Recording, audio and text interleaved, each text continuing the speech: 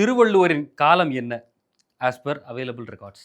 எந்த ஒரு டெக்ஸ்ட் எடுத்துக்கிட்டாலும், அந்த இலக்கியத்துக்கு உள்ளேயே அதோடைய காலம் பற்றி நேரடியாக வராத பட்சத்தில், நம்ம பலவேறு ஆராய்ச்சிகள சுத்தி முத்தி தான் பண்ண முடியும். திருக்குறளோட காலத்த பத்தி நிறைய ஆராய்ச்சிகள் நடந்திருக்கு. அந்த ஆராய்ச்சிகளுடைய முடிவுகள் எல்லாமே நமக்கு கிடைத்திருக்கின்றன. நேரடி பதில் சொல்லணும்னா, அறுதியிட்டு கூற முடியாதுங்கிறது தான். சில புள்ளிகள மட்டும் நான் படிச்சத வச்சு நான் சொல்றேன். நம்முடைய ட்ரெடிஷனல் அண்டர்ஸ்டாண்டிங் திருக்குறள நம்ம சங்க இலக்கியத்தோட சேர்க்கிறோம்.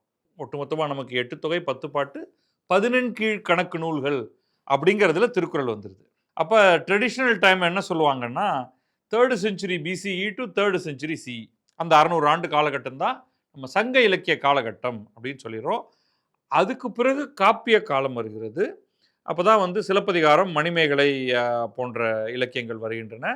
பிறகு பக்தி இலக்கிய காலகட்டம். இதுதான் நம்ம பள்ளிக்கூடத்துல, கல்லூரிகள்ல தமிழ் பற்றி படிக்கிறது.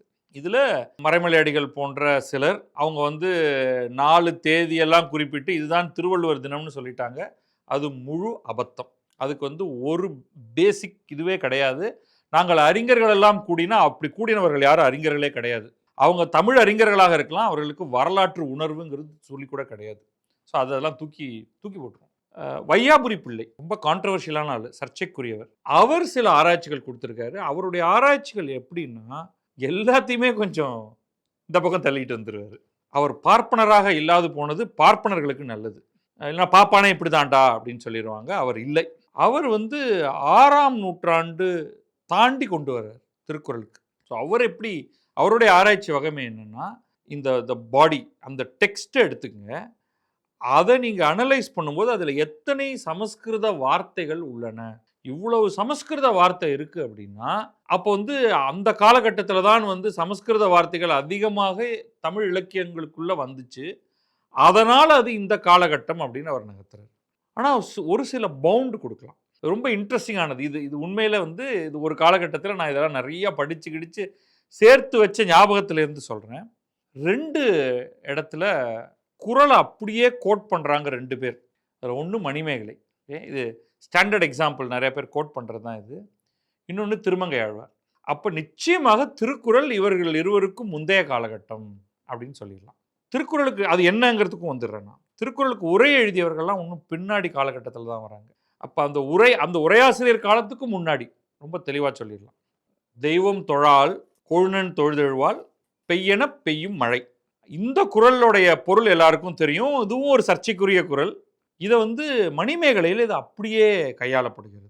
தெய்வம் தொழால் கொழுநன் தொழுதெழுவால் பெய்யென பெய்யும் பெருமழை என்று பொய்யில் புலவர் அப்படின்னு போகும். பொய்யில் புலவர்ங்கிறது திருவள்ளுவருக்கு ஒரு பெயர். அது பிற்கால நூல்கள் எல்லாம் அது குறிப்பிடப்படுகிறது. அப்போ பொய்யில் புலவர்னு ஒருத்தர் இப்படி ஒன்று சொல்லியிருக்காரு அப்படின்னு ஒரு உரையாடல்ல வருவது போல அது ஒன்று வரும்.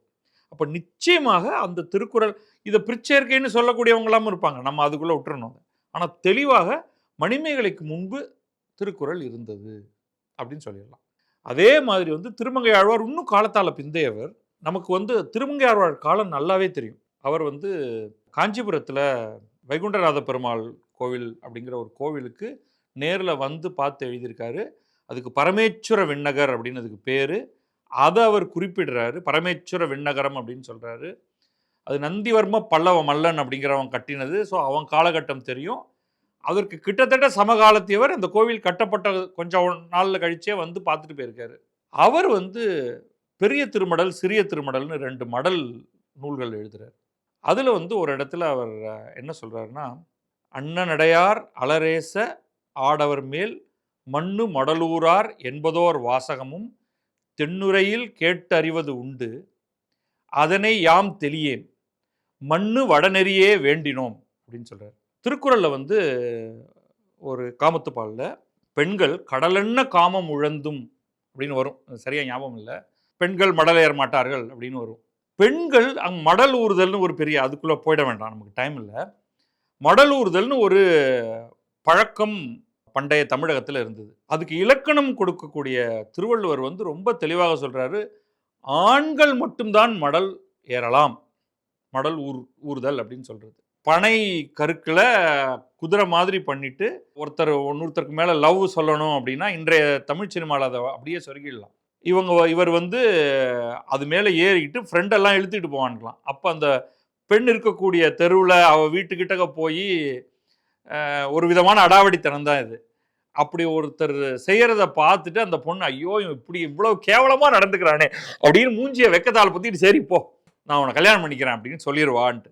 ஆனா எக்கச்சக்கமான காமம் இருந்தாலும் ஒரு ஆடவன் மீது ஒரு பெண் தன்னுடைய காதலை இந்த மாடல்ல தெரிவிக்க கூடாது அப்படிங்கிறது தமிழ் பண்பாடு அப்படின்னு திருவள்ளுவர் சொல்றாரு. அதுக்கு மறுக்கிறாரு திருமங்கை ஆழ்வார். தென்னுரையில் இப்படி நாங்க கேட்டு அறிவது உண்டு, அது எனக்கு வேண்டாம், மண்ணு வடநெறியே வேண்டினோம். ஏன்னா அங்க அது உரையாசிரியர்கள், திருமங்கை ஆழ்வாருடைய உரையாசிரியர்கள் என்ன சொல்றாங்கன்னா, பெரியவாச்சான் பிள்ளை போன்றவர்கள்லாம் வாசவதத்தை போன்ற அது 300 மடல்லையும் அவர் அதை கொடுக்குறார் மாறி மாறி. ஸோ அங்கெல்லாம் வந்து வட இலக்கியங்களில் நமக்கு உதயணன் பற்றிய கதையெல்லாம் வரும் பொழுது பெண் வந்து தன்னுடைய காதலை தெரிவித்து எலோப்மெண்ட் கையை பிடிச்சி இழுத்துட்டு ஓடிடுவான். அவங்க 2 பேரும் ஆஃப்கோர்ஸ் ஒரு யானையில் ஏறி போவாங்க. இது வந்து இந்திய இலக்கியங்களில் ரொம்ப விரிவாக பேசப்பட்டிருக்கு. எனக்கு வந்து நான் வந்து ஒரு தைரியமான ஒரு பெண்மணி அப்படின்னு சொல்கிறதுக்கு. அப்போ நமக்கு தெரிஞ்சது என்னென்னா, நிச்சயமாக இந்த காலகட்டத்துக்கு முன்னாடி, இப்போ 7ஆம் நூற்றாண்டுக்கு முன்னாடி, அப்போ இவர் வந்து வையாபுரி பிள்ளை, ஆமாம் நான் மட்டும் என்ன சொன்னேன், நான் வந்து 650 சின்னு சொல்கிறேன் அப்படிம்பாரு. ஆனால் மணிமேகலை எந்த காலம்? மோஸ்ட் லைக்லி 3, 4, 5 நிச்சயமாக, அது தாண்டி வந்திருக்க முடியாது. அப்போ அதற்கு முன்னாடி. So border line.